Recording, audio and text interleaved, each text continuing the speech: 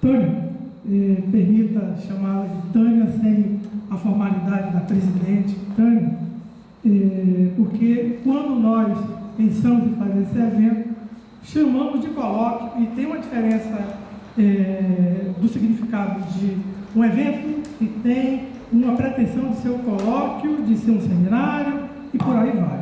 Então, é uma conversa franca, sem tantas formalidades como um outro tipo de evento.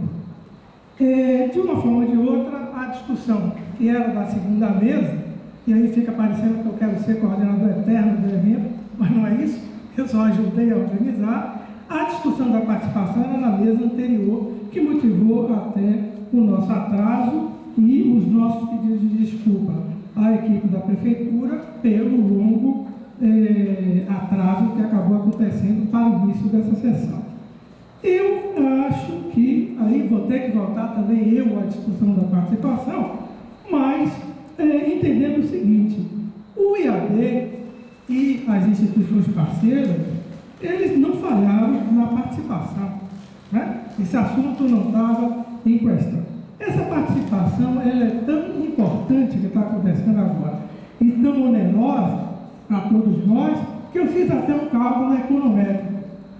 Essa doação que nós estamos fazendo à prefeitura para que a gente possa atuar de uma forma muito mais propositiva, que é a estrutura do evento, sobretudo dessa sessão, né? Essa doação de carga horária técnica, é evidente que alguns não são técnicos, mas eu chamei que há um trabalho coletivo, são horas técnicas alocadas na vida de uma série de pessoas, que dá algo próximo de 350 mil reais, né? Sem contar os 75 dias que uma equipe do IAB trabalhou e falhou achando que estava errando, que estava acertando, né? Com a história de deixar em aberto o convite à Prefeitura Municipal de Salvador, que caberia ao prefeito, por exemplo, estabelecer quem deve representá-lo ou não, ou a vinda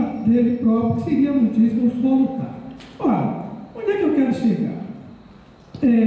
A ideia dessa sessão era que a Prefeitura pudesse esclarecer melhor, né, uma série de dúvidas que nós, que estamos com horas técnicas doadas à sociedade, por entendermos que passamos um momento bastante complicado da vida da cidade, com esse novo diploma de legislação urbanística.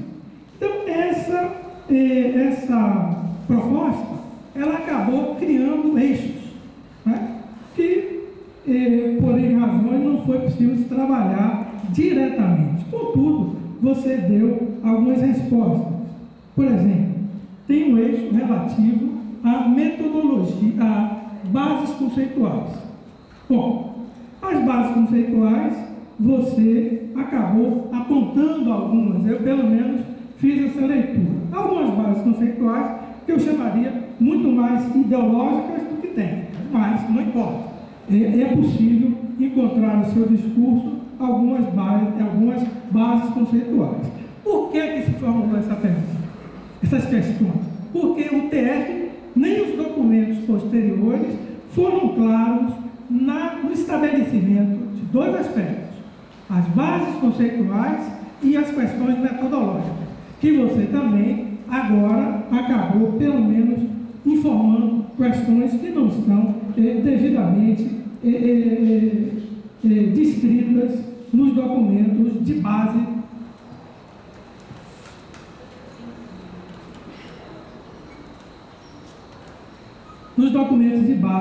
da contratação do plano. Contudo, ficam alguns aspectos por se refletir, inclusive na metodologia, porque tem uma metodologia que seria muito mais da construção estrutural, da geração dos produtos, e outra que é eminentemente técnica. Por exemplo, eu não consigo entender como se pode gerar uma discussão da estrutura urbana da cidade de Salvador complexa, muito mais mais complexa agora, que se colocou na mão do município, do Estado, recursos que permitem até mesmo você gerar uma cidade mais segregada do ponto de vista socioeconômico do que ela foi, do que ela já é, sem a gente estudar, por exemplo, teoria dos umbrais, que é um aspecto de construção técnica metodológica, que eu acho que é uma resposta que precisa ser dada. Quais são os instrumentos técnicos de construção metodológica para o plano? Vou acabar. Em relação às bases de dados, eu não vou me repetir, não é? Mas nós temos problemas sérios de base de dados, até porque o planejamento foi colocado como uma coisa completamente terciária ou quaternária ou de menor importância. Então, você não tem base de dados para gerar um projeto, a tal ponto que tem que usar estudos que têm 10 anos, 14 anos, 12 anos. Então, isso você pode discutir, dissociar base de dados dos estudos básicos, porque são eles, a base de dados que é capaz de dar respostas rápidas aos estudos básicos. Ora, e aí para mim fica uma questão importante que eu gostaria de ter nessa sessão, uma explicação. Aliás, eu não tenho esse poder todo, mas gostaria que fosse explicado para todos nós as unidades de análise que foram eleitas no plano. Não é? Nós temos um problema grave que Salvador é uma das poucas cidades importantes do país que não cola sua base de dados, suas unidades de análise ao sistema de informação do IBGE. Isso é gravíssimo. Nós vamos levar a vida toda patinando na discussão do transporte da cidade, porque esses elementos são dissociados. Eu espero estar falando uma linguagem clara, mas gostaria de falar uma mais complexa ainda. Se eu não tenho isso colado corretamente, eu não posso trabalhar adequadamente matrizes de origem e destino e arranhar a discussão da mobilidade em Salvador. Porque nós transvergimos muito na discussão da mobilidade, porque só conseguimos dar resposta num aspecto que é o do transporte público e olhe lá. Então, a pergunta, quando foi feita em relação aos estudos básicos, eu acho que a resposta é razoável. Algumas coisas estamos providenciando e me parece natural, mas precisar explicitar com os estudos básicos. Alguns são fundamentais, não é? Aí um pouco de arrepiar. Como é que vai se fazer um plano diretor? E aí temos que colar outra coisa que é importante, plano diretor de desenvolvimento urbano e lei do ordenamento do uso do solo. Aí a questão das unidades de análise fica muito mais complexa do que o panorama que eu tentei tratar, um panorama seguramente nebuloso.